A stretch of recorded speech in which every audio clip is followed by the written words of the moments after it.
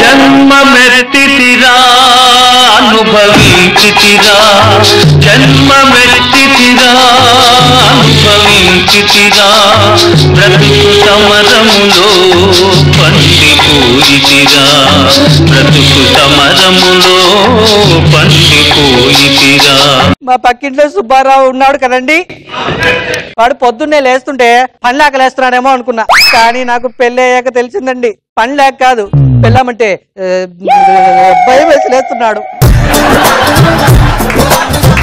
ఈ పెద్దలు ఉన్నారు చూసారండి, ఈ పెద్దలు ఉన్నారు కదా, పెద్దలు ఉన్నారు కదా, ఆలస్యం అమృతం విషం అని ఎందుకంటారో తెలుసా అండి? త్వరగా ప్రేమించమని. మరి నిదానమే ప్రధానమని ఎందుకంటారో తెలుసా అండి? ఆలోచించి పెళ్లి చేసుకో. ఏమండి ఏమండి అదిగో వస్తుందండి న్యూస్ పేపర్. ఏమండి ఏమండి మీకు సంగతి తెలుసా? ఏంటి? మన పక్కింటి సుబ్బారావు గారు లేరు, 2 ఇళ్ళు కట్టించుకున్నాడండి. అవునా? వెనకింత వెంకట్రావు 2 పిల్లల్ని కట్టుకున్నానంట. నేను కట్టుకున్నానా? ఏమండి నేను టీవీ సీరియల్లో నటిస్తానండి. సీరియల్ ఏమన్నా జంతువుల క్యారెక్టర్ ఖాళీగా ఉందా? అసలు పెళ్లి కాకముందు ఒక అందమైన అమ్మాయిని ప్రేమించాను. వేరే అమ్మాయిని ప్రేమిస్తే నన్ను ఎలా పెళ్లి చేసుకున్నారు?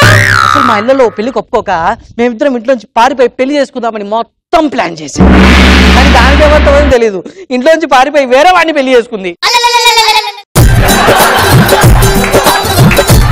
నేనంటే అంత ఇష్టం లేనప్పుడు పెళ్లి చూపులప్పుడే చెప్పాల్సింది కదా. ఆయన నువ్వేనే చెప్పి ఏడవచ్చు కదా. ఆ రోజు మౌనవ్రతం చేస్తున్నానండి.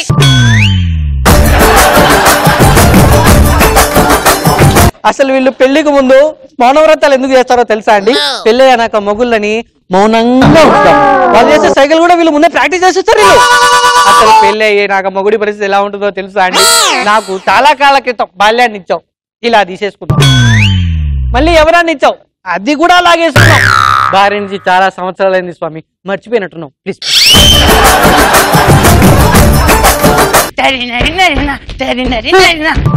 మీ అబ్బాయా?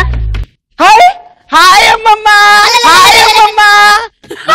అమ్మమ్మ అంతా తెప్పించుకుంటారు. నువ్వు రారా? అరే ఇలా రారా రే, ఇలా రా. ఏంటి నాన్నగారు? నాన్న ప్రోగ్రెస్ రిపోర్ట్ ఇచ్చారా స్కూల్లో? మీకెలా తెలుసు నాన్నగారు? పిల్లలకు ప్రోగ్రెస్ రిపోర్ట్ ఇచ్చినప్పుడు తండ్రుల మీద, భార్యలకు గిఫ్ట్లు ఇచ్చినప్పుడే భర్తల మీద ఆటోమేటిక్ గా రెస్పెక్ట్ వచ్చేస్తుంది. అయినా 2+2 ఎంతో చెప్పరా? 2+2 నాన్న 6 నాన్న. ఎంత ఇంప్రూవ్ అయిపోయారు నువ్వు? 2+2 6 అన్నాడు. నిన్నటి వరకు 2+2 ఎంత అంటే 5 అన్నాడు, ఇవాళ 6 అంటున్నాడు. ఎంత డెవలప్ అయ్యాడండి. ఉండు నాన్న, నేను తినడానికి ఏమన్నా తీసుకొస్తాను. సరే అమ్మా. ఒరే ఈసారి అన్న పాస్ అవుతావా ఫెయిల్ అవుతావా చెప్పరా? లలిత కూడా ఫెయిల్ అయింది నాన్న. నీ గురించి అంటే పక్క వాళ్ళ గురించి చెప్తావేంట్రా? నువ్వే కదా నాన్న వాళ్ళని ఫాలో అవ్వమన్నావు.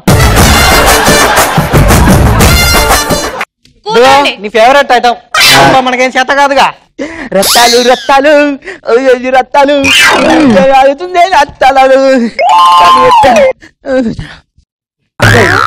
మూసుకుని అన్నం తినరా. నన్ను కొడతావు నువ్వు? నన్ను కొడతా? నన్ను కొట్టు పో, నేను వెళ్ళిపోతున్నా. చూసారా, వాడిని కొరకనివ్వచ్చు కదా. పాపం వాడు ఎలా కోపగించుకుని వెళ్ళిపోయాడు. కొంచెం పంచదార ఉంటే ఇవ్వు, సరే సాయంత్రం కొనిచ్చేస్తా. అదే భాగ్యం చెల్లి, ఇప్పుడే తెస్తా. వాళ్ళకి సామాన్ తీసుకోవడానికి ఏదో ఒక సాకు కావాలి. 5 సంవత్సరాల నుంచి పంచదార తీసుకుంటూనే ఉన్నాం, అని సాయంత్రం ఇచ్చేస్తా అని. ఆ సాయంత్రం ఇంక రాదా?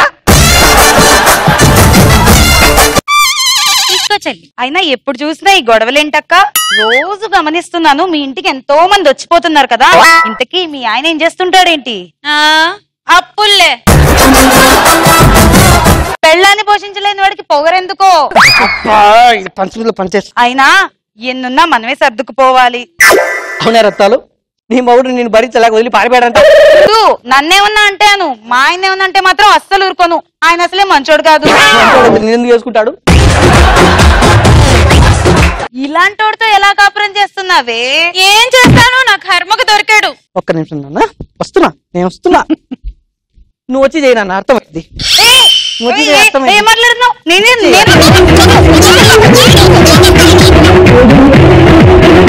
ఏంది నువ్వు దానికి సపోర్టా? లేదు. సపోర్టా? నేనైనా ఏమండి? ఎలా చేస్తావు? ఏమండి? ఆగండి.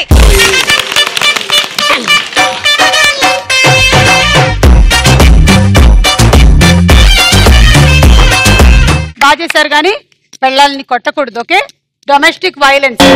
నువ్వు కూడా అది నన్ను కొడుతుంది. వాళ్ళు కూడా పెళ్ళాలు ఎప్పుడైనా కొట్టొచ్చు, దానికి చట్టాలేం లేవుగా, ఇంకా ఏం కనిపెట్టలేదు. డొమెస్టిక్ వైలెన్స్ చట్టం ఒకటి అడ్డం పెట్టుకొని కొట్టినా కొట్టకపోయినా చాలా మంది కేసులు వేసేస్తున్నారు తెలుసా. Thank you.